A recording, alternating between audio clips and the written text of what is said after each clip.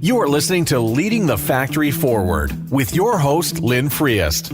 We share interviews with manufacturing experts and strategies for embracing the digital future, recruiting a new workforce, finding new business. Lynn is an advanced manufacturing strategist and leadership consultant who is on a mission to show manufacturing leaders how to improve their current operations while preparing for a digital future. And here's your host, Lynn Friest. Welcome to episode 26 of Leading the Factory Forward. This is the third part of our series on key leadership skills to help you be effective and productive. In other words, how can you become remarkable as a leader?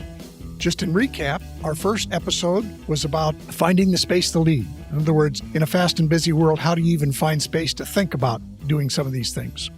Then we focused on how do you create mini habits? If what we do is often driven by habits, how do you do that? And now in this third episode, we're going to be zeroing in on focused work. How do you do the deep work, as Cal Newport puts it? How do we really get important work done? And then finally, in our next episode, we'll talk about the book called The Elite Road Warrior by a friend of mine, Brian Paul Buckley, about how do you keep your productivity up on the road. So, Deep Work by Cal Newport. What's the problem we're experiencing? Our crazy, busy, and distracted lifestyles tend to leave us doing shallow or superficial work. We seem to be just bouncing from one thing to another all day long, all week long. When we're in this overwhelmed mindset, we can take the easy route and simply respond to what Stephen Covey has called the tyranny of the urgent. And in fact, we can make busyness a proxy for productivity. We may be doing lots of stuff, but are we really creating top-level value for ourselves and our organization? Maybe you think, I don't do deep work. I manage the action. I've got a factory to run. Well, this applies to not just creatives, but also to factory leaders. You may have critical customer projects or new products or new processes that need to be developed and implemented. So if we do this, what are some of the upsides for creating space for deep work? You can create amazing results. Cal Newport, for himself and the people he studied, he was able to significantly create more research papers than has ever been expected in his job as a professor. And he found other companies the same way.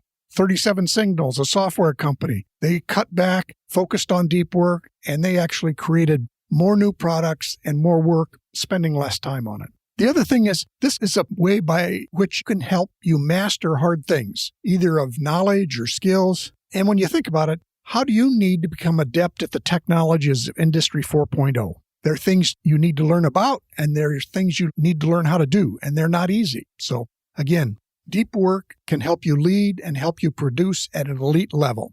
Deep work can also create that flow state where you are fully engaged in what you're doing. And this engagement tends to leave you with real satisfaction and accomplishment. Again, what I've often heard it, deep work is hard, but I've heard it described as a good tired when you've done it. So where do we start? Well, as I mentioned, deep work is hard work, and you can only do it for so long. Even elite creatives can only practice or do deep work for about 4 hours a day. You may shoot for just 1 hour per day to start, or even 30 minutes.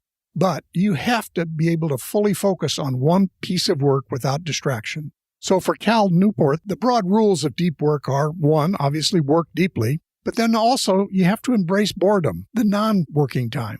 You have to quit social media because it has just become a tremendous distraction in everything we do. And then the last one is drain the shallows. And by that he means, what is the less important work that may be burning up all your time and yet isn't really creating that much?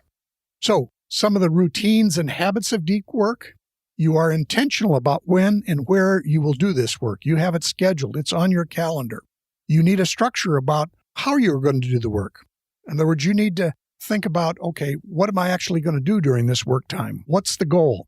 And then you probably need some kind of support structures or routines for your work. It may be you need just the set of information that's useful for this project, clearing everything else off your desk. Or maybe you need the computer on and yet be sure you've got all the other emails and social media turned off. The other thing is maybe you need things like music, or maybe you need to go to a place where you can concentrate. So again, you have to be intentional about when and where you do the work. You need a structure about what you're going to do during this work time. And then you need to have support structures or things that help you do the work. Now, one of those structures can be what's called the Pomodoro technique. That actually comes from the kitchen timer that's shaped like a tomato. But the basic thing is you use 25-minute time blocks to do your work, and then you have a 5-minute break. And you use a timer to actually do this. So you actually set the timer. You just focus on one thing for 25 minutes. When the timer goes off, you get up, step away from it, walk around, and then you may return to the same project, or that may be it for today. You can use several of these sessions of Pomodoro, or these 25-minute time blocks, to help you start learning to do focused work. And again, as I mentioned before, it's key to connect all the distractions. So you may need to go find a conference room to sit in where you won't be interrupted. You may need to, again, as I mentioned earlier, clean off your desk so there's not things to draw your attention from here and there to the other things. And you certainly need to turn off notifications and email and social media, which are always interrupting us. Another key piece of this is what's called deliberate practice. And this is what it is you're doing while you're doing deep work. James Clear, who is the author of Atomic Habits, had this to say about it. One consistent finding across disciplines is that coaches are often essential for sustaining deliberate practice. In many cases, it is nearly impossible to both perform a task and measure your progress at the same time. Good coaches can track your progress, and they can find small ways to improve and hold you accountable for delivering your best effort each day. But beyond that, so a coach can be useful in this, but you can, start by tackling this yourself, because you can do these same things as find ways to measure your progress, have a way to be accountable, have immediate feedback in some fashion over what you're practicing. The next thing is to break the task or skill into smaller pieces and focus on just one part. So if you're learning a new piece of software, you focus on just the first couple of menu items or the first couple of tasks and only go to a small part. And the other thing is you need to make it something that's just outside your current knowledge or skill level. You don't want to try to jump right to mastery. You know there are steps on your way to mastery. So again, you're going to make a lot of small steps as you get to becoming a master of this skill or piece of knowledge. As James Clear said, how are you going to measure success and how are you going to get feedback? So again, have to build that in to make this true deliberate practice and not just sort of random activity that you're doing. The next piece is embrace boredom. Now, the way he gets at that is you need to plan for downtime. It's just as intentional that you step away from whether it be the day-to-day business or the deep work that you're trying to do. It lets your mind work. It lets your mind step back. It aids with insights. Again, how many times has something come to you as you've been on a walk or in the shower? These are key pieces to help your mind think about in the background what's going on and what you're trying to do. Plus, these are the times that helps you recharge with energy that you need to do for deep work. It's hard work. It's draining. So you need time to actually recharge. And while you say, well, I can't afford any downtime. Well, what you may have been doing downtime is often not that valuable, whether it be binge watching TV or whether it be what they've called the shallow work. So just embrace that whole piece of untrain yourself from distractions and embrace boredom, if you will. That's how Cal talks about it. And then he mentions quit social media. Well, he knows that that's going to be a difficult thing for everybody in today's world. So what he suggests then is, at the very least, schedule social media so that it's not always on, not always interrupting your train of thought, not always interrupting whatever you're trying to do. Schedule it. I'm going to spend from 2 to 3 in the afternoons on social media. And it could be, as you look at your own personal rhythms and how you work, you might schedule your social media for those periods of the day that you just feel less productive anyway. If you're going to have a shallow work time for social media, do it when you don't have a lot of energy to begin with. The final one is to minimize the shallow work.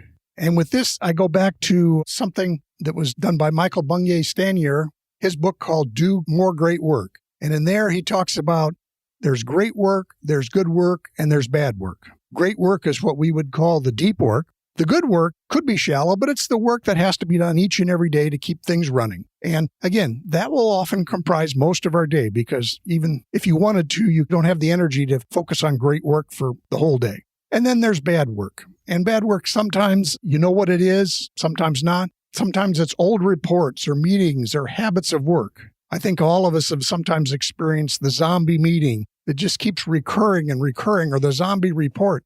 Everybody knows no one's really looking at it, but we keep generating it. So that's someplace, how do you look at those things? A second technique to do here is use the Pareto principle, the 80-20 rule, knowing that basically 20% of what you do is going to create 80% of your results. So then start looking at where that 20% is and protect it. use it for that really important stuff that you want to do. Tim Ferriss, in the 4-Hour Workweek, he wrote, sometimes you let small bad things happen so that you don't lose focus on the big things. Again, this is a whole idea that we may try to keep all kinds of little stuff going. If we didn't do it, it might not matter that much. So what might be some next steps? Find a project that you can work on for 25 minutes. It may be a current challenge, or maybe it's something you really want to learn. Use the Pomodoro technique. Focus on that one thing for 25 minutes, get up and take a 5-minute break. Then you can decide, should you do another focus session? You might be amazed at what you can accomplish in 4 sessions, or basically 2 hours. So again, give it a try, see how it works. Again, these things in life are always experiments. If you develop a habit of doing deep work, I think it'll be truly remarkable and transformational for you.